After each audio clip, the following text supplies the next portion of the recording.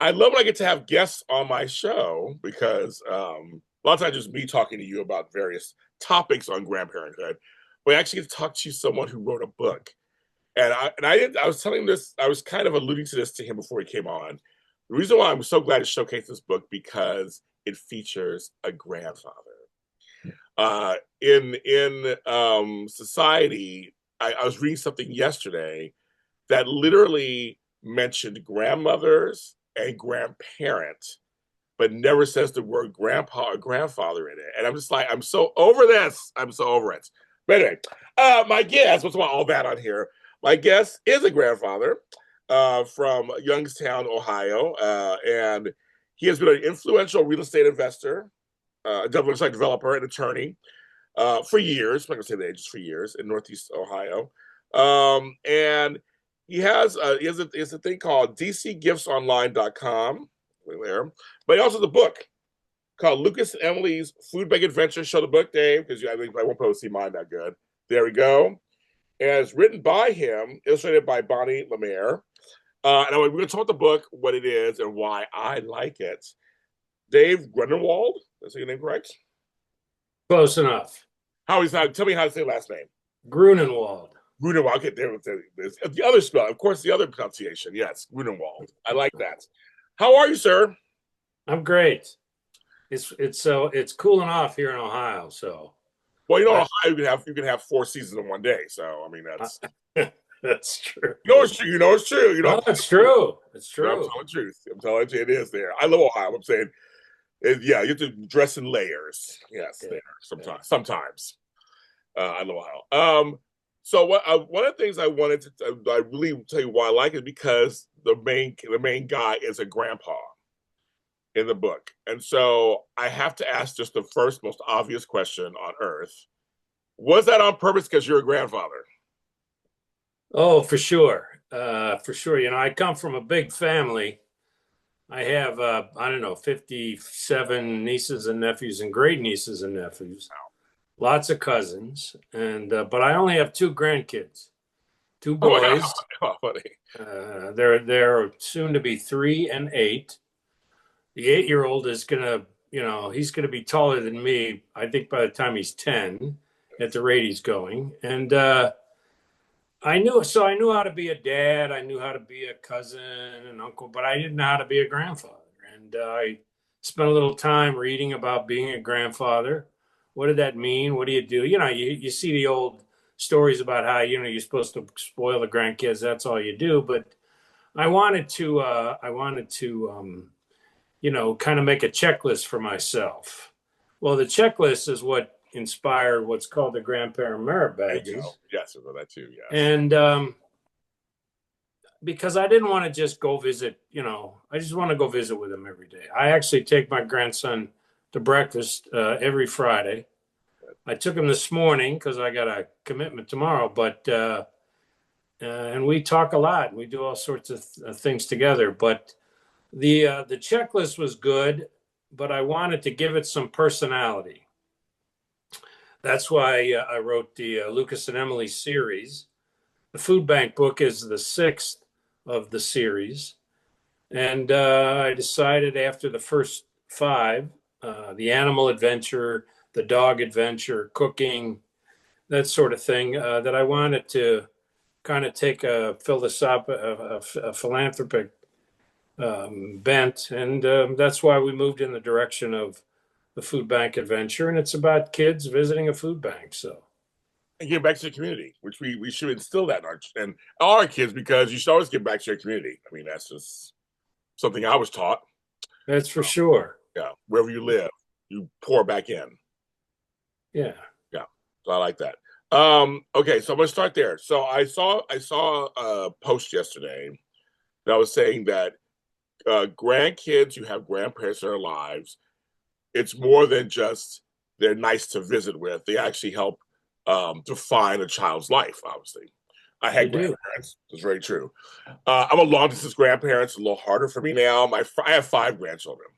So the first set, I lived closer. I had me all the time. This newer set is a little harder. We had a pandemic happen, so for a while we couldn't go. I couldn't go see them. And then and some family stuff going on, and just everybody wants my daughter's going to schools. Like there's a lot of stuff going on where it's not been as plentiful, and they live, a plane ride away or 9 hour drives. Like it's not like I just can't just go there, right? Like I want to. But I saw in the article, it kept saying, well, when a grandmother visits or when a grandparent, and I kept saying, well, why can't you just say in one of those sentences when a grandfather visits? Like why do you think we just what our image is? Like it seems like our image is like we're just like, yes, we love grandmother. I love mine. I don't have any grandparents left, but I loved all of them. I loved all of them. I loved my grandfathers too. Why don't get enough to talk about? You think? Well, you got to make them a part of your life. I asked my brother one time. I said, so he's got 10 grandkids. I said, so what's it take to be a good grandfather? He said, look, you're going to make mistakes. My answer is simple: just be there, be a part of his life, and that's why I've tried to be a part of his life. The story you're saying about grandfathers. It just reminds me of one of my favorite reels on Facebook, and it's a little girl running towards her grandmother who's walking towards her on a trail, and the grandfather's behind it, and she goes around the grandmother right to the grandfather. I said, "Boy, that's good. I like that." I love spending time with my grandkids, and although they're getting, now they want to play soccer and basketball, and they wear me out. But it's all good. I love spending time with them. So Yeah, my first three, I was younger. I became a grandfather young, so I was younger. So yes, I was able to play with them and do all the stuff. I'm a little older now, and knees hurt and things hurt. So it's just interesting to see how, because my newer grandkids are 2 and 4, so they're very young. nice. So it's going to be very interesting. And I had 2 daughters, so I never had sons. So I have 4 grandsons and 1 granddaughter. I'm like total opposite, right? So the older grandsons, I get to be a surrogate father in some way. I had to do all the stuff I couldn't do with my daughters. And they're both taller than me. So it's like, they do grow taller than you. Both of my grandsons they're like 6'2". And I thought, you're not going to surpass me. I'm 6 feet tall. I'm the tall one in the family. They both beat me. And their voices are deeper than mine. So, I mean, it's great. But it's funny you say that. It's like, because I was younger, I was closer in proximity. I made sure I was just there. And you're right. I mean, there's times I had to go to work. I couldn't make an event. They get upset. You can't, nothing's perfect, but just showing up, or at least the appearance that you want to show up, I think does help. Yeah, I think my issue now is I have a 8-year-old who I take to breakfast, and now I have a 3-year-old, and I took them both to breakfast recently for the first time. Okay. So now I got to deal with if I leave the house with the older one, the younger one's like, where's Papa? What's going on? How come I'm not going? So, but he's a joy too, and we were at Liam. The older one plays flag football. We were at his practice last night, and all the little one wanted to do was race. Come on, let's race. Come on, let's. Yes. And I don't know. I'd like to say I was faking it when he beat me, but I'm not so sure. Even at 3, he's got a pretty good step. So. Yeah, that's funny. So what are you called? What is your name? They call me Papa. Oh, me too. Okay, me too. Yeah. And it's good. It's all good. They're just they're the little one talks a mile a minute. Of course, he wants to do everything his brother could do, even though he can't. Right, of course. Brother climbs something, he wants to climb it. He goes over here, he wants to go over there. He's just it's fun to watch. And they're I told them here's what's gonna happen. When you get to be teenagers, you guys are gonna be like, yak, yak, yak, yak, yak. And then when you get to be adults, you're gonna be best friends the rest of your life. So I went through that. I had 3 brothers. 2 of them are still alive, and that's how we were, you know. And I remember when the younger brother, you know, he just zoomed past me in terms of height, and you know, and he made me pay for that on the basketball court. So, Yeah. but it was okay. So it's great watching these two play together, and I love doing things with them. So Yeah, I had an older brother and two younger brothers. I mean, I have a way younger brother through a story, but the when I grew up with, I had three brothers. One's not here with us anymore, and I miss him all the time. But the two other ones, oh yeah, we're as adults, you know, we give each other crap and stuff, but we're like very close. Talk all the time. You know, we're all caregiving my mom, so it's kind of we've come together for that. But yeah, I was growing up. Oh my god, my nerves fought all the time. Our teachers would compare us, which is the worst thing a teacher could do. Well, your brother James never did that, or your brother Ray was like, I'm like, oh, why would you do that? I'm like, yeah, oh, I had some of that. I had some of that. oh, why would they do that to poor kids? I'm like, don't do that to them. I mean, I was a star, so I had no problems, no. You're right. And then later you get older, and you kind of just realize, yeah, we got some things in common, and you know, we have each other. Like that's who you have, right? I mean, parents go away, and other people go off, and you have each other, the siblings. Yeah, I this is really my favorite brother story. When I was a kid, we lived in Youngstown, and we used to climb up on top of a school because Okay. the side of the building was built in such a way that it was almost a stepladder. Oh And wow. we were on top of the school, and the police car rolled up. And so as we're coming down the school, my brother says to me, "Now just give them a fake name when they ask you what your name is, because I don't know, you don't have an ID." So when they asked me my name, I told them my name was Mickey Mouse, and he makes me pay for that even today. Uh, He's like, "Mickey Mouse, where in the world did you get that idea?" I said, "Well, he told me to give him a fake name. hey, so He you just did. didn't say how fake." So I see some of the same, you know, Yeah. camaraderie between my two grandkids, and it's great. It's That, great. so you have the merit badges. Explain what that is for sure, because it's a great concept. I'm just curious, just so our folks at home know what that is. Well, the grandparent merit badges are a book of 12 activities. Each one comes with a sticker that looks like this, and each one has a page. So what you do is you take the sticker, you put it on the page, you fill it out. When did you do this? What's your favorite memory of it? There's a place where you can put a picture, you can draw a picture, and it's a great activity book. So you're not just going to visit the kids. You know, you're getting out of the house. You're doing things. We tried to focus on things that you know you can do for any time, and you know without spending money, and just go to the zoo, go to the aquarium, go to the parks, you know, fly a kite, do things that every kid can do. The problem was that the grandparent merit badges, I give it to people, and they would say, "Well, you know, David, I don't have any grandkids." So that's why we had the friends and family Oh, there you go. There you go. He's like, I can merit put badge, that out. Okay, I you like that. know, because I got friends that they don't have any grandkids. So, but it's you know, for me, it's proved to be a good checklist. My grandson and I, the older one, we did all of the activities over time, and it's meant to be a keepsake where you'll have it for the rest of your life. You'll have these memories of doing these 12 things with your grandfather.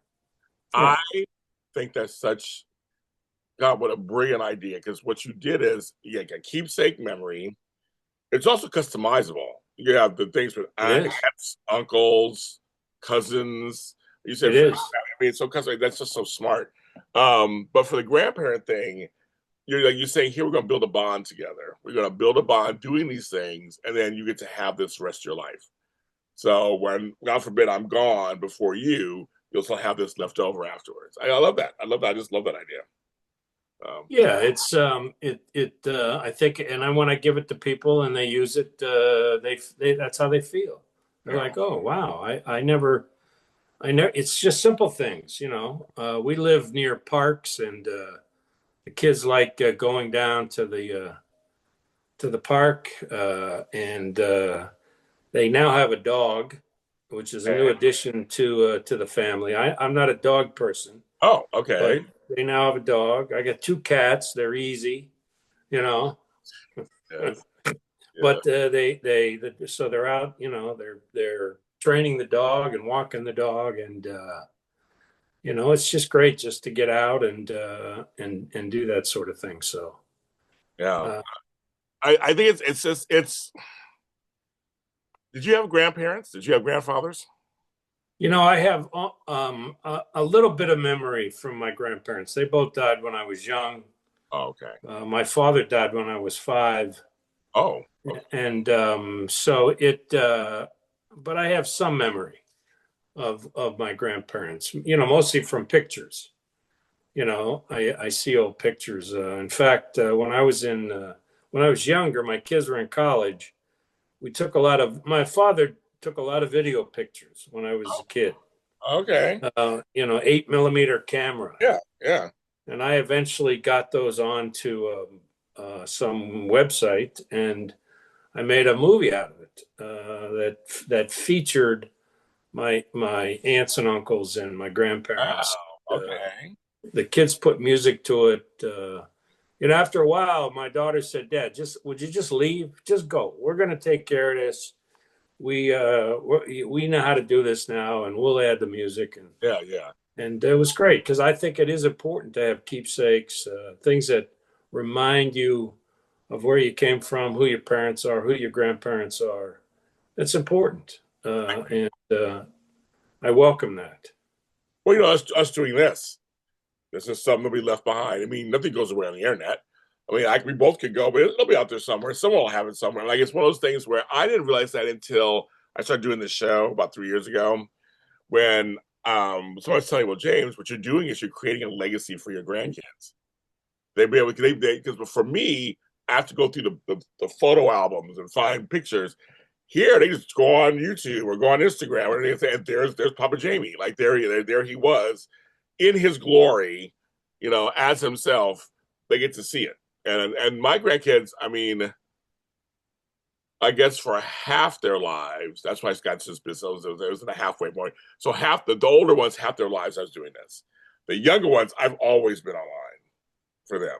So it's like, Yeah. I'm like, okay, I mean that's kind of cool. I never really thought that before until I started doing the show. Like, I guess I am. They can look up whatever I've done and see it's right there. And so now you're doing the same thing, doing the show, doing these books.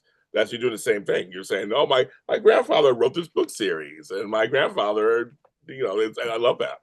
Well, it's funny because when I went to pick up Liam today for breakfast, he was holding some of the books, How and about my daughter said he's taking them to school. He wanted to show his teacher the books that Grandpa wrote. So okay, Papa wrote. So okay. uh, yeah, which was a very special moment for me. I just thought, wow, that's I've talked to him about each of the books, Okay. like the food bank book.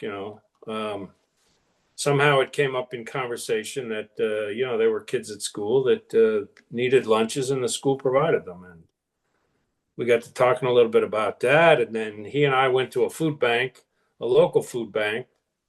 It's in the book. It's called the Sandwich People, and they would make lunches and give them to homeless people in the area. And he had a wonderful time, and he appreciated what we were doing. And each one of the books that I have, I've had his input, Okay. and it's surprising what 7, 8 year old kids know. Oh, You know, right. they're they're pretty smart. They're very observant. They know what's going on around them, and they want to contribute to that. So There's a saying that if you want to see the man, I'll show you a boy at 7. They're saying that our personality is developed by the age of 7 for the most part, and then we kind of go from there. And but as we're saying, they absorb so much from 0 to 7 that you can't discount these kids. And a lot of their thought process is very pure still. I mean, it's not tainted by anything. It's very what you get is what you get, right? They tell you the truth and shame the devil, right? They just tell you what's going on. And it's a great feeling because you're writing these books for kids. So now you're right. So now you're getting the input of a kid For a kid. I mean, like, we're right Yeah, from a parent. We're right from an yeah. adult perspective. So you're like, this is a kid. I took him to breakfast one morning, and I couldn't figure out his car seat. It was just, I don't know, the buttons were stuck or Not a something. problem. It Not was a pretty, problem. it was pretty simple. But so I put him in the front seat of the car with a seatbelt. Yeah. Now I think he was 5 at the time. Yes. Now I'm driving 1 mile Okay. to the restaurant, and we get to the restaurant, and he goes inside, and the waitress comes over, and he says to her, "Hey, my papa couldn't figure out the seatbelt this morning, so he let me sit in the front seat of the car on the way down here." So I said, "Hey, thanks for outing me like that. Right. Exactly. They're Idiot, kids. They're man. kids. Yes, exactly. I it's not the first time he's said things to me, and they're like, what are you doing that for? I know. Yes, they do. I have one grandson. He was like that, Rylan. He was very much said what was on his mind, still does. But now, I wonder where he gets that from. I'm like, is it me? I don't know where he gets it from. Yeah. So, but you kind of love it on some level because it's so innocent. It's just so innocent. Yeah, they're just telling the truth, what they believe to be the truth. Yes, I like that. Yeah. So, what made you decide to actually do these in book form? Because everybody thinks I can write a book. It's not that easy, folks. You could do it, but there's a lot of planning that goes in this. And so, for you, illustrations, talking to Bonnie, all this stuff, and coming up with the ideas. What made you decide to go into the book world? Well, I when I was young, I wanted to be an author, and I have a daughter who is an author, Okay, and I used to say to her when she was young, if I could write like you, I'd have been an author. I mean, she's one of the, she took typing in high school, and she's like, she doesn't even look at the keyboard. She just like this, I don't know, 5,000 words a minute or whatever it is. And but when she got married, I said to her, I when I toasted her, I said I lied to you all these years because the truth is, if I could write half as good as you, I'd have been a writer. I'm an attorney by education, which means that I use 10 words to say something that only needs 4. Right? yeah, so Yeah, that's a problem with us attorneys. So, that's uh, and so I have to write and I've written lots of things in my time, but I have to write them and rewrite them and rewrite them and rewrite them. I don't know. Do you know who Strunk and White are? You ever hear that book? yeah. It sounds familiar. It sounds Yeah. familiar. Yeah. Strunk and White is a guide that I read every year. It's about how to write more efficiently. And I do that hoping that, eventually some of it will, make its way into my head and I'll do it. And, but I just thought, let's give this a try. I have a good friend. I saw him and I gave him a copy of the first book, and he said, David, because I'm slowing down. I'm still in the real estate business, Okay. and I work a couple days a week. And he said, I could have made a list of the 100 things you'd be doing when you started to slow down, and writing children's books wouldn't have been on the list. Right. Right. So I said, you know what? Merit badges, grandkids, writing. I woke up one day and said, let's give this a try. So, Yeah. yeah. So it's a good point. You're an attorney where you have to be very succinct in many ways, but also explain at the same time. Yeah, that's how you do that. So how was that in this book? Having to go, okay, this is for a younger generation. Like you said, we're not using a lot of words, but things got to make sense. How was that for you? Well, I give the script to a number of people, including my daughters, and I say, all right, tell me, what are your thoughts? And I'd like to think that the books have gotten better over time with that, that sort of input, because there is a real skill in writing Mhm. good books and how they relate to the pictures that are on the page. Yeah. I go through a process. Like my next book is currently in production. We're the next one is called the Book Bank Adventure, and Okay. it's about the local book bank here in Cleveland, and Okay. it's it it takes a while too. So I write it and then I rewrite it and then I rewrite it and then I get comments from people who'll say, "Well, that doesn't make any sense," or "You need more context here. You need." And it's very helpful, very helpful. The editing process is important and it's key in the publishing business. So the same is true with the artwork. I'll get black and white drawings of the artwork, and then we'll make comments, and then we'll get color versions, and it's interesting to watch it come together. Yeah. Um, I was just talking off camera. I have a lot of my family in Ohio, in the Cleveland area, from Middleburg Heights to Medina to Parma. Yeah, I know that whole area. I love it. Part of the Midwest. And it's just, and so I just, it has that sensibility to me because I'm reading. I'm like, oh, it has that kind of sensibility, which I like, and I think that everyone across the country should read this book, for their get this book for their kids, and the merit badge too thing for their kids, especially grandparents. Like, this is a show about grandparents, so we're speaking to you, and I'm speaking specifically to the grandfathers out there. There are a lot of us who are very involved, like me and Dave. We're very involved, and we try to be as much as we can. And so I'm here to celebrate you on this show. And I celebrate grandmothers too, but I'm celebrating the grandfathers these days. Grandparents Week is coming up next week, and it towards the end of it next week. is. That's the 6th is It Grandmother's is. Day. That's coming up. Of course, on this show, we'll do some stuff about that.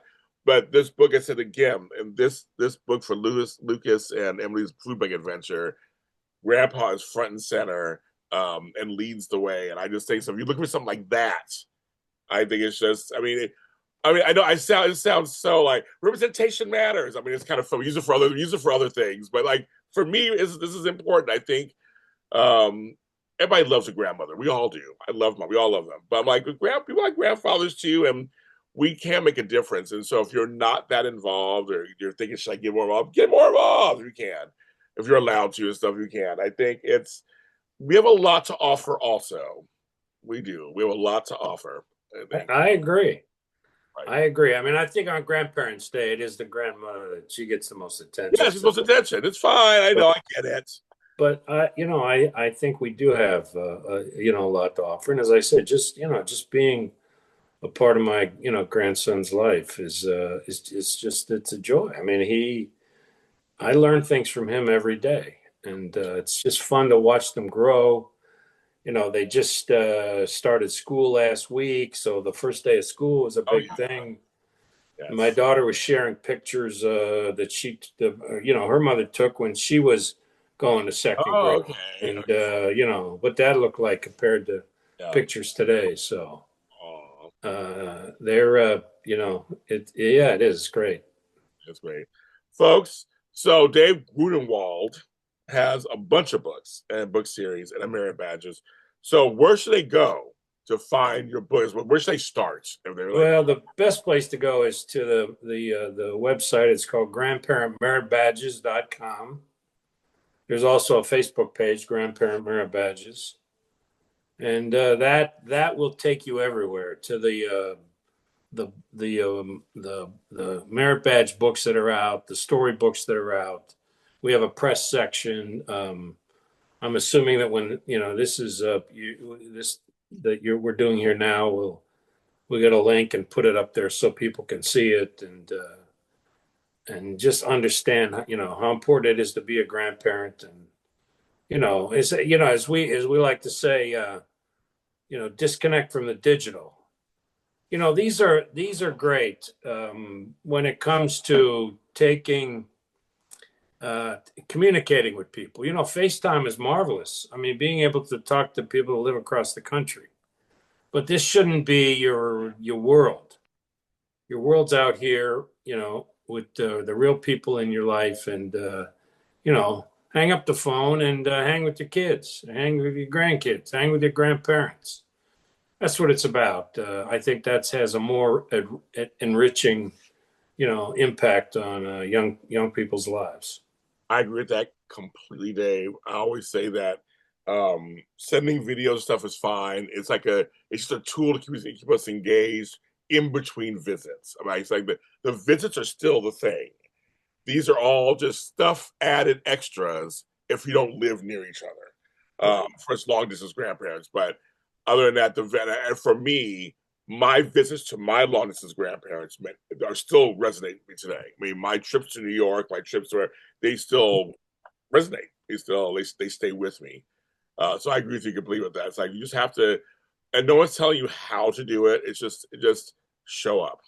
And whatever the kids want, just follow what they say. Just follow what they want. I mean, they'll guide you what they want you to do for the most part, and go from there. And for some of us who didn't want to be called grandpa, I'm proud of being a grandfather, but I was like, I'm too young. Call me Papa. I was still raising children, so I was like, I'm Papa. But as I've gotten older, I have appreciated the difference between having Oh, kids. yeah. It's a different thing. It's very different. It is. It is a different thing. So yes, it is. yeah. So it's a good thing. Thanks for turning this into something that's really positive, Dave. I love this.